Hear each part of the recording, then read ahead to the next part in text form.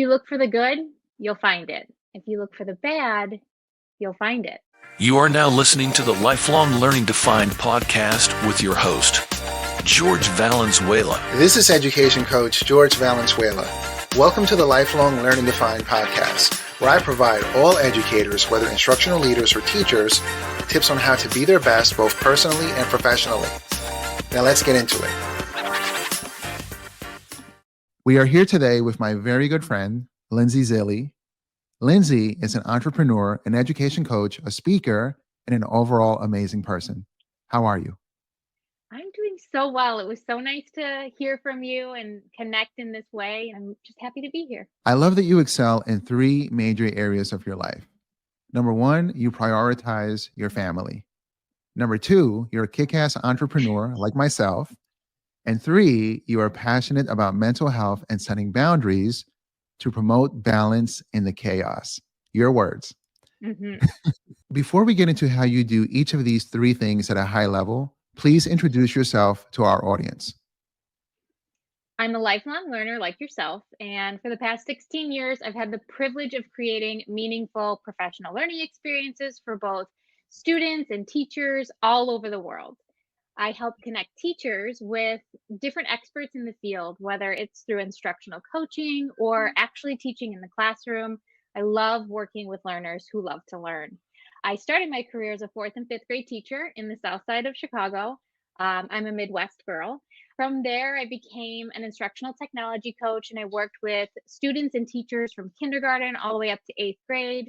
I then transitioned into a role of director of professional learning for the ISTE affiliate in Illinois, and I'm now working as a senior program strategist for a global organization that's really, the mission is climate education. So for Take Action Global, we work all over the world with virtual exchange, with connecting students and teachers with ways that they can meaningfully impact the world. But above all else, I'm a mom. I'm an ed tech working mom of 5. So I've mastered the art of multitasking. I can create content. I can facilitate a meeting. I can brew a pot of coffee. I can lesson plan all at the same time. So I'm really good at juggling. And while I'm not working with teachers and students or with my own children, I love to read. I'm constantly binge reading educational documentaries or just reading for fun.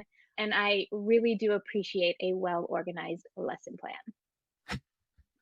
Lindsay, you and I met on social media, and you got into my DMs on Twitter and invited me to IdeaCon back in 2020. You may not remember. Oh, of course I remember. We have worked on several projects together, and both you and Amber Hefner helped promote my work and open many doors for me. Thank you so much. But from your perspective, how has our relationship evolved since then? And where are we today? Great question. I, of course, remember sliding into your DMs. I saw you all over Twitter promoting your book, but also the great work you were doing with robotics. And I could not help but reach out. And since then, our relationship has absolutely evolved positively since that first connection on social media. It started with you graciously accepting my invitation to present at our local conference. And from there, we've collaborated on quite a few projects since. Over time, I really had the privilege of seeing your growth and development in this field. It's been super fulfilling to witness your progress, but also really inspiring for me as well. You've become an advisor, but more importantly, a really good friend. You've provided guidance and support for me, opportunities to help me succeed. And it's just like we're slingshotting each other in a direction moving forward towards common goals. We've worked together to promote each other's work and create avenues for our professional success and journeys. Where we are today is a testament to the dedication of your hard work and my hard work as well. And I'm proud of the strides that both of us have made in the world of education. Our relationship has become a strong partnership, but a mutual respect and a shared commitment to success. Together, I think we'll continue to explore opportunities and open doors for both each other and educators everywhere. For everyone listening out there, Lindsay is a very humble person. She has opened up way more doors than anyone I've met. Her and Amber. I want to give Amber a shout out. I know you both don't work together anymore, but these are two ladies I believe help put my work on the map in other parts of the country. They merged with TCEA 1 year, I think in 2021. They Hmm. had a national conference. So it was IdeaCon in alliance with TCEA out in Texas. And from there, it just got the ball rolling for me, and I've been everywhere. I want to thank you and Amber. This is the Lifelong Learning Defined podcast. On this podcast, we interview people who are excelling in three major areas of their lives so that we can learn from them and experience similar success. Lindsay, tell us about your family. Have you ever seen the movie Home Alone? I sure have. Okay, the beginning scene in Home Alone is my family. If you can picture it, it's complete and utter chaos. They're getting ready for a vacation. There's people running around the house everywhere, yelling at each other, throwing clothes into suitcases, going back and forth. That's my family on a regular basis. In the morning before school, after school at pickup time, because I have five children. They are 12 and under. My youngest is 2 years old. We are all about embracing the chaos and ensuring that we're enjoying the journey. It could be easily overwhelming, but they're my why in everything I do. Why not take pleasure in those small moments of chaos or calm and just make the best of the situation? That's the easiest way that I can describe my family, is that comparison to Home Alone. In my work with people, I have found that relationships are the most important thing in life. Tell Absolutely. us about the relationship with your husband. I'm incredibly fortunate to have an extraordinary partner in my life. My husband is not just my spouse, he's my biggest supporter and my champion. What sets our relationship apart is his unwavering encouragement and motivation that he provides for me. He constantly pushes me to step outside my comfort zone, which I'm not always in for, but it's also been an instrumental part in my personal and professional growth. Whether it's embarking on new challenges or pursuing speaking engagements that require frequent travel, he's always there offering his full support. And I never have to leave a list of to dos for when I'm gone. He just knows and covers that. We celebrate each other's achievements and face life's ups and downs as a team. His role as my biggest champion means that he takes pride in my accomplishments and shares in my joy. I could not be more grateful for his unwavering presence in my life. He's not just my spouse, he's my greatest ally in all my endeavors. I love the way you worded that. I think a lot of people that get into these lifelong relationships that are supposed to be relationships, they don't understand that it's a partnership.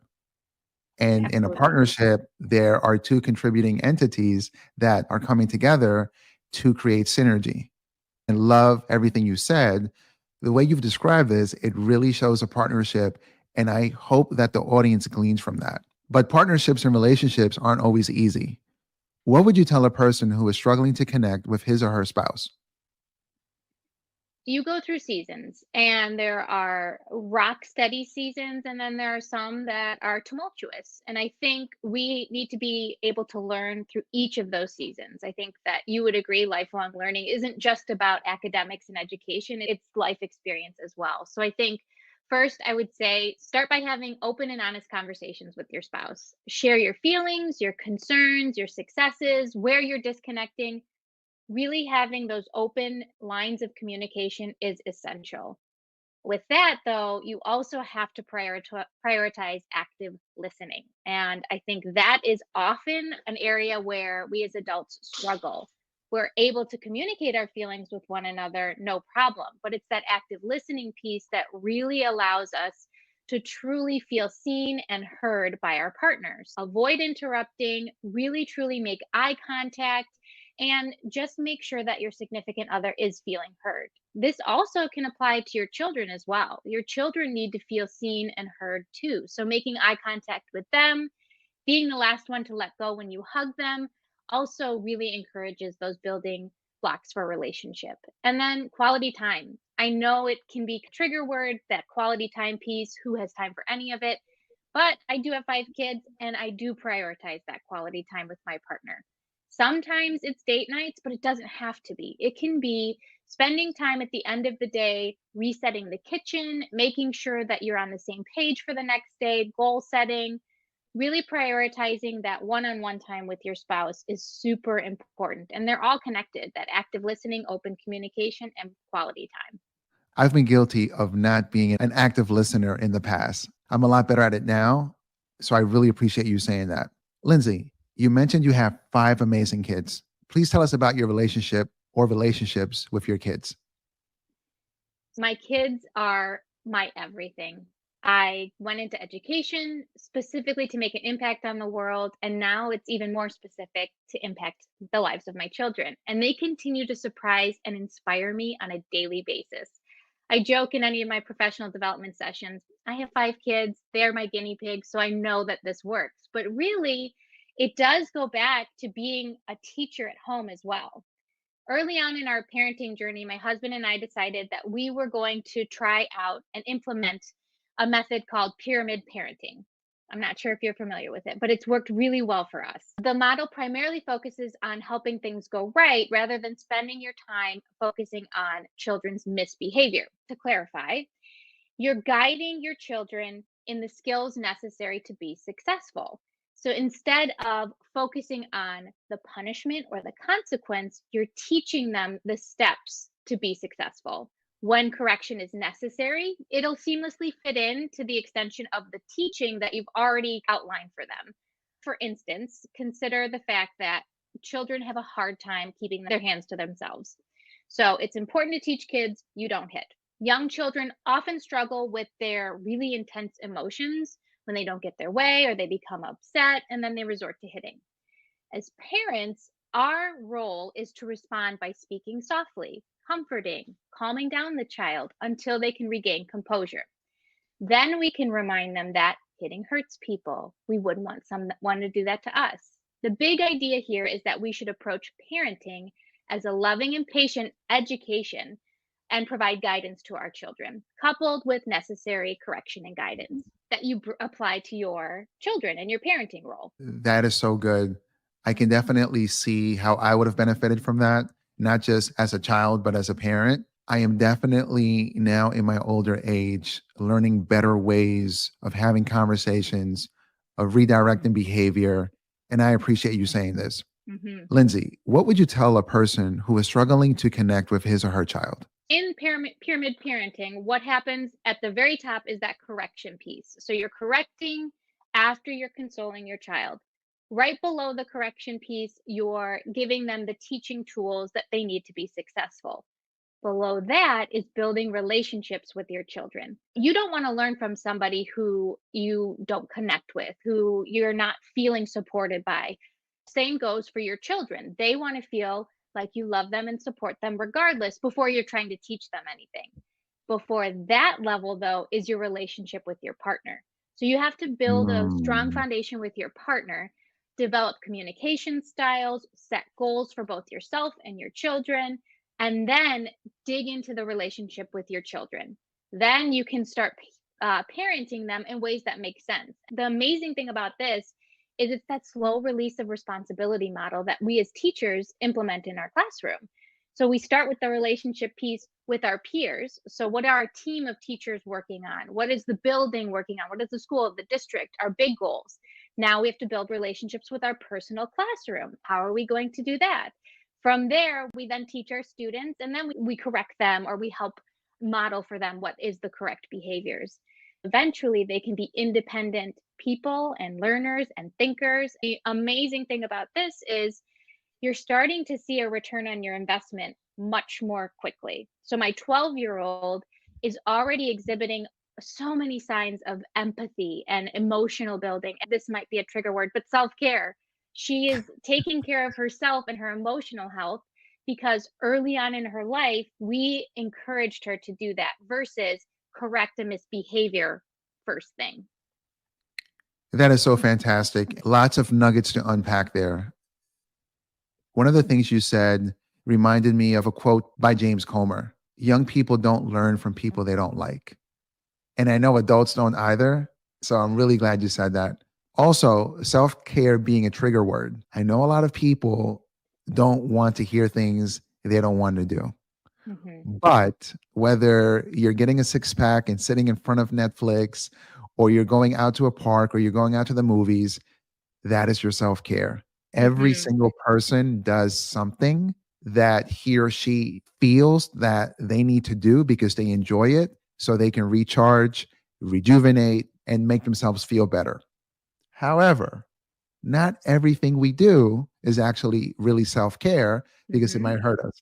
We will definitely get into that in a moment. But relationships, y'all, relationships are really important. If you have a spouse, if you have children, there's not just individual relationships, but there's a relationship as a unit. If you're watching this on YouTube or listening on Spotify or iTunes, please hit the subscribe button. Please hit the like button and share this podcast with your family and friends. And now for a word from one of our sponsors. Are technology issues slowing you down at your school? If that's the case, look no further than 5-Star Technologies Virtual Help Desk. Their team of experts are available to support you remotely, resolving up to 40% of common issues like password resets, device connectivity, and lots more. With just a few clicks, you'll have access to their live chat from 7 a.m. to 4 p.m. Monday through Friday. Just enter your email to get started. Then you'll live chat with one of 5-Star's EdTech experts to diagnose your problem. And if their virtual help desk agent can't solve the issue completely, they will dispatch the ticket to your school's on-site tech team. Let 5-Star Technology Solutions be your support partner. Experience their virtual help desk, which is affordable, efficient, and always there for you. Please contact them at 5startech.com/contact us. Once again, 5startech.com/contact us. And for your convenience, you'll find this link in the episode's show notes. Now let's transition into your coaching work. How did you get into coaching teachers?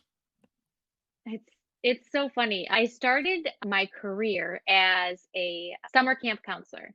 16 years old, I was out there with the kids. There was like 75 of them and me. A lot of my teaching experience goes back to my experiences as a camp counselor. I loved working with children. I loved being creative and inventive with them.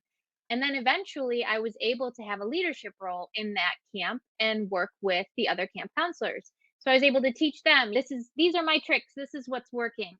And I felt like that was always something that was deep inside of me. So when I became a teacher and I had my students, it was just everything. I thought I could stay in the classroom forever. I loved working with kids. I loved seeing their light bulb moments. And then one day I was asked to share at a staff meeting, which is terrifying for a teacher. It's one thing to stand up in front of a group of children and be able to share with them. It's a totally different ball game to stand up in front of adults and talk to them. So I was, of course, terrified beyond belief, but I did it anyway because it's important to push ourselves. And it was amazing to just have an opportunity to work with adults and answer their questions and see their light bulb moments. And from there, it kind of felt okay. I was able to impact a small group of students within my classroom, but what ripples could I create if I started working with teachers? So after that staff meeting, I sought out opportunities to present and I honed my practice. I was sharing at different conferences and volunteering on different boards just to get the experience. And then I finally became an instructional technology coach for a district. And it was incredible. I was on a team of 3. We were vastly outnumbered, but we were working with teachers from kindergarten all the way up to 8th grade, on anything from finding out what your email password was to implementing coaching cycles within a 3rd grade classroom. So it was so much fun, so rewarding. And then again, those ripple effects really evolved into changing the face of a district. I get to interview a lot of coaches, a lot of entrepreneurs. One theme I keep hearing over and over again is having anxiety and being nervous in the beginning. Mhm. How did you overcome that? Honestly, it was just repetition. Getting up every day and really getting in front of an audience and sharing my insights. I was still nervous, but I was doing it nervous anyway.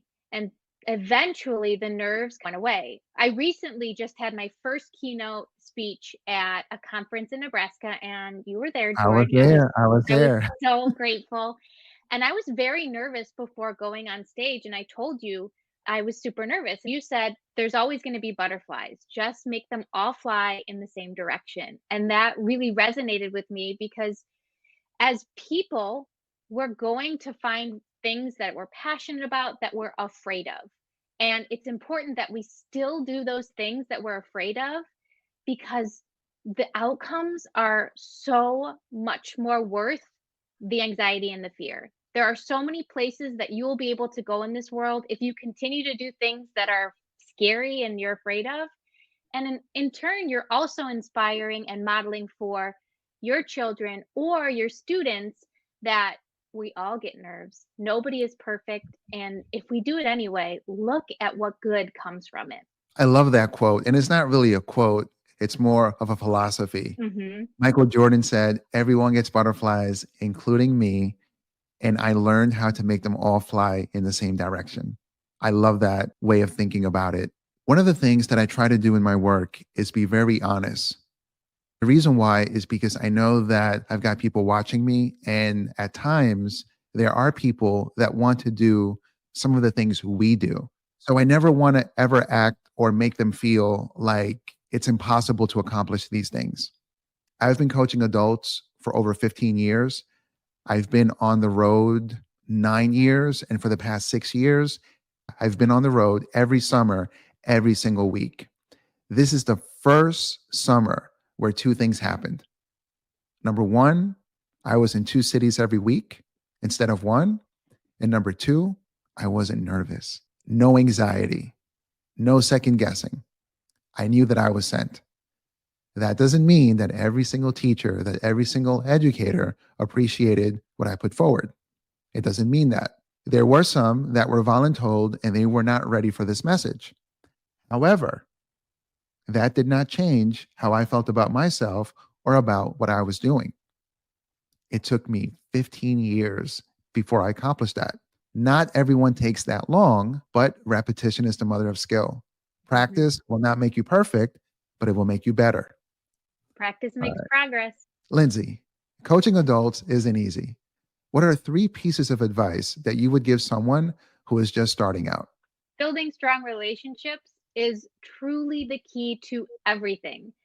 Effective coaching begins with building strong, trusting relationships with your educators, taking the time to get to know them and their teaching style and their goals, and not pushing your own agenda is essential. Practicing that active listening so that you know their concerns, their aspirations, and showing empathy and understanding really helps them feel valued and respected. Building that strong rapport and that foundation allows you then to build from there. I remember in my former district, the first 2 weeks of school, nobody really wants to work with instructional coaches. They don't have a lot to do because they're building the relationships with students. Those first 2 weeks, I headed to the kindergarten wing because kindergarten in August is like herding cats. I went to the teachers and I said, how can you use me? How can I help? All I did was help those teachers build the relationships with their students, which then in turn built trust between them and myself. And wouldn't you know it, but all of September, I was booked in kindergarten with ed tech lessons and different fun projects with their students. And now those kindergartners can take those skills with them every step of the way. Second, customize your approach. Just like you would with students, there is no one size fits all when working with teachers. Recognize that every teacher is at a different spot in their journey. And for me, it was ed tech. Some teachers were high flyers and ready to take what I had to say and hit the ground running, and others really needed time to sit with the information. So be flexible with your methods, adapt to the specific needs, and empathize with your teachers. Your agenda isn't always number one priority on their list. Teachers are stressed, they have a lot on their plate. So make sure you empathize with where they're at in their journey. I completely agree. One of the things that I've been telling a lot of my client partners is when it's not instructional innovation, planning curriculum, mapping curriculum, facilitating curriculum, or ed tech integration, I really would survey the teachers first and see if they really want to do SEL and some of Mhm. those other things that folks are not happy with. And when they do that, you get folks in the workshop that truly want to be there. We have to focus on the pain points of teachers. I've had teachers say to me, I signed up to be a math teacher, an English teacher. I want to get better at that. We have to hear these pain points. Thank you, Lindsay. That is really great advice. Now let's talk about your passion for mental health and setting boundaries, and like you added, to promote balance in the chaos. Mhm. Please explain, what does promoting balance in the chaos mean? Anytime I meet someone new and they learn that I have 5 kids in general, I can expect the same reaction, either a look of shock, terror, or awe. Having 5 kids certainly isn't the norm, but it works for my family. And everybody would always ask me, how do you do it? I figured if they're all going to ask me how I'm doing it, why not share how I embrace the chaos? So, promoting balance in the chaos of a large family like ours is about finding harmony and fulfillment amidst the whirlwind of the daily life. While some might be surprised or even overwhelmed at the idea of raising 5 kids, it's a choice that works exceptionally well for our family. Embracing the chaos means recognizing that life is not always predictable, and sometimes it's beautifully messy. It's about fostering an environment where each member is encouraged to express themselves and to grow and pursue their passions while also learning the importance of compromise and cooperation. It's about making time for both individual as well as family activities. Just last night, we all dropped everything. We went to the park, we played together. Not everybody wanted to do that, but we have to build in those moments where we do prioritize making time for that family unit and cherishing the unique personalities and talents of each child while fostering strong family bonds. That is so good. I have an 18-year-old and a 20-year-old, and we kindly requested that they take a summer trip to the beach with us. And my son, I can look at his face. He had other things that he could be doing. Mhm. And I looked at him and I said, son, if your friends were here, I know you'd be having a lot more fun. But I hope you understand that being with your family, even though you're 18 now, is still very important because we put in the time with them. He looked at me and said, of course, I'm bored out of my mind, but these are the things that I'll cherish later on in life and that I would want my kids to do with me and my future spouse. Hearing that as a parent lets me know, even if they would rather be doing other things, quality family time is so important. So, Lindsay, how did you get on your mental health journey? Was it nature or nurture? It's a little bit of both. In 2020, I was diagnosed with a degenerative autoimmune disease, and it's something I now have to manage on a daily basis. It is significantly impacted by stress and anxiety. The more stressed and anxious I feel, the worse I feel physically. Everything's connected. Our mental health influences our physical health and vice versa. So it's fair to say that I started my mental health journey because it was necessary. But in doing so, I realized that this just wasn't a problem that I was dealing with. It was a problem that educators are facing everywhere. I'm using educators because that's who I know, but I'm sure it's a problem that's prevalent in other areas as well.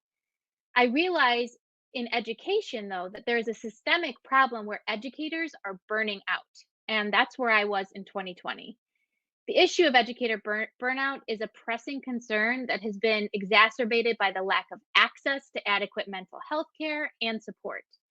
Educators play a vital role in shaping our future, but our well being is often neglected in the education system.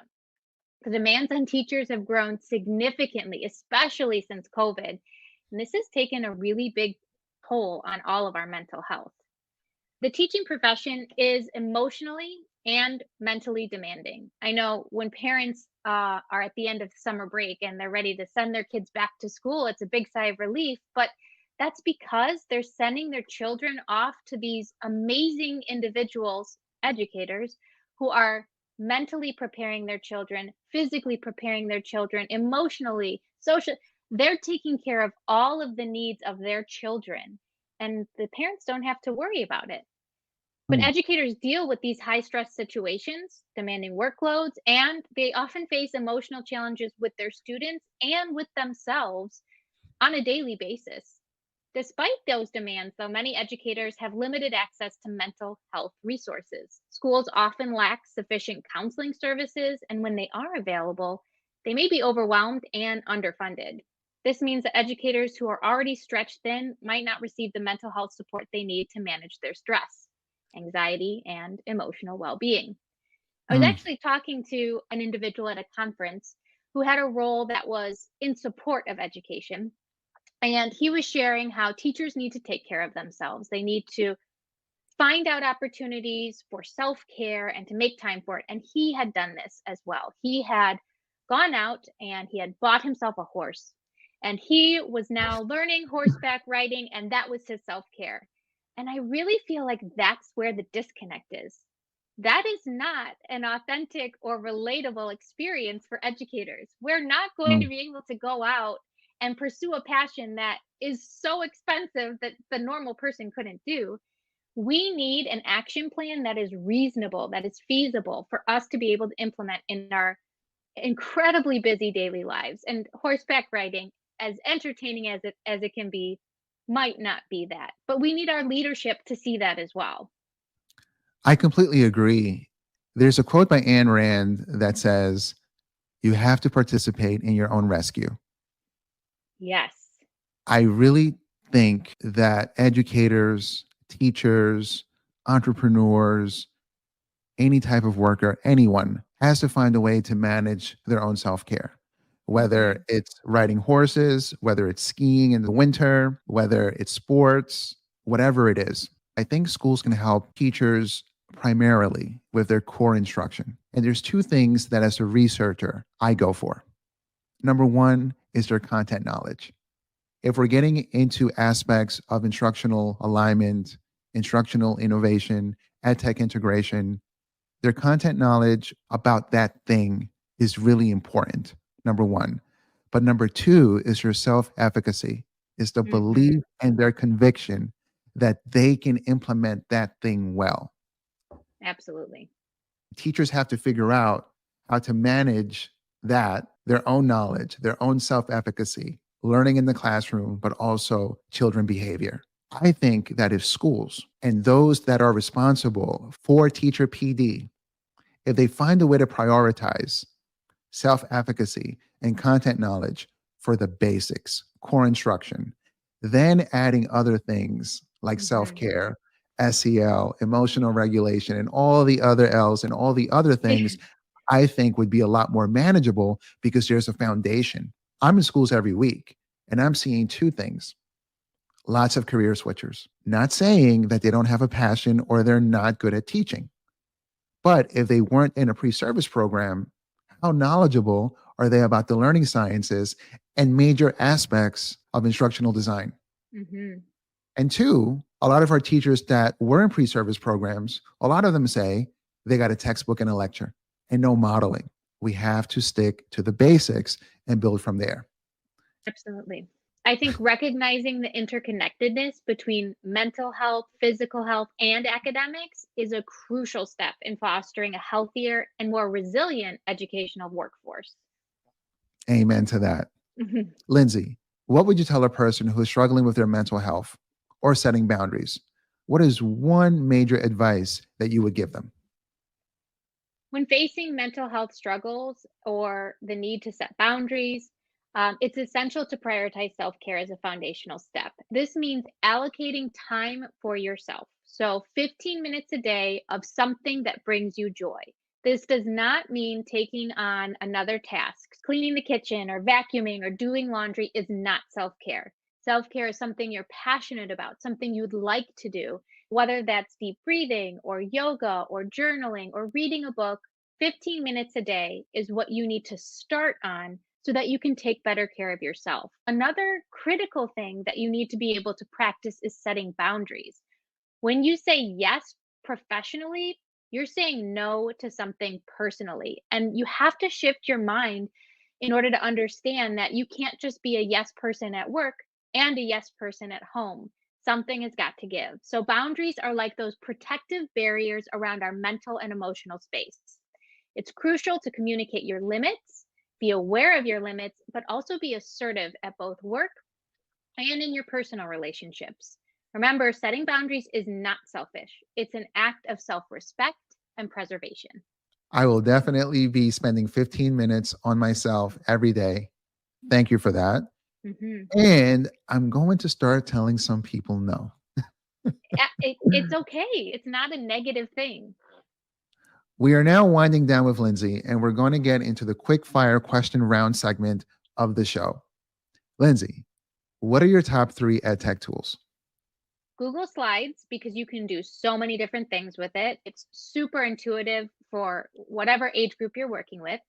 Canva, because it's the Swiss Army knife of ed tech tools. You can create, you can present, you can record, you can do all the things, and it's free for educators, which we love. And then ChatGPT. We need to make our lives a little bit easier in utilizing these AI tools so that we can simplify the lesson planning work and then replace all of that backlog with our energy and our engagement. And utilizing ChatGPT really helps do that. I completely agree. Generative AI tools help me produce the podcast, help me do my social media, help me frame so many different things in my business that I can't see how anyone else is not using this as well. Completely Mhm. agree. Lindsay, what is your favorite education book? Other than yours, George, which I have all on my shelf at home, I would say Teach Boldly by Jennifer Williams. It's an authentic and relevant book that also has little action plans built in that you can take right away into your classroom. It's super empowering, and Jennifer Williams is just one of the most amazing humans in the world. So, Teach Boldly by Jennifer Williams. What's your favorite book that's not in education?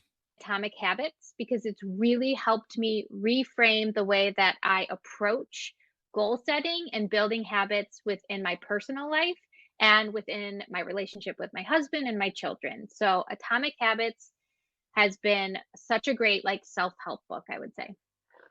Lindsay, what is your favorite education conference and why?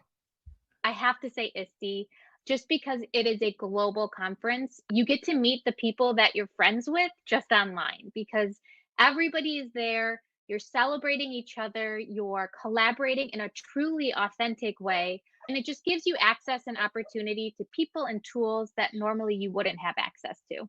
Lindsay, what are three things people need to do every day? And they don't have to be educators. Prioritizing your self care by taking those 15 minutes of time, whether it's setting it in your calendar or having an accountability partner tell you, okay, this is your 15 minutes, and doing something for yourself. Second, get outside for an hour a day. Connecting with nature is so important for our mental health, and just finding a new space to think and work really helps you to just be the best version of yourself. Lastly, I would say read or learn something new, whether it's a book or an article, watching the news, or even just watching TikTok. Learning never stops, and neither should you. Lindsay, what's the best piece of advice you ever received and how did that influence your life? The best piece of advice I've ever received is don't accept criticism from someone you wouldn't take advice from. I think as teachers, a lot of times we hear all the negativity, and it could just be one negative thought from one person, and we have 50 other positive pieces of feedback. Don't focus on that one negative when you have all of these other people that are truly supportive of you. If that person is really in your corner, they'll give you positive feedback or constructive feedback that you can build off of. But if it's somebody who's just in your life to be a hater, there's no reason for you to listen to them. I completely agree. We have to tune out the noise, and the haters are part of the noise. Lindsay, I picked three things I love and respect about you. And just to recap for the audience, you put your family first, you're a great education coach, and you're passionate about mental health. Is there anything we didn't cover that you want people watching or listening to know about you? I just believe in empathy. And I think if we all approach situations with other people, other educators, other professionals, our students, our children, with an empathetic heart, we can solve most problems. I actually just created a 5-day self care challenge, and I would love for you all to test it out because I do truly believe in the power of being empathetic, taking care of ourselves so that we can take better care of others. That's fantastic advice. This is the part of the show where I give you your flowers. I don't believe in waiting until someone's gone to tell them how I feel about them. Lindsay, you have been more than a friend. You have been a colleague, you have been a partner, and you've been a person that has opened doors for me and countless others. The good you do, people know that. People realize that. When I think about you, I think of a quote by Maya Angelou. She once said, "People will forget what you say and do, but they will never, ever forget how you made them feel."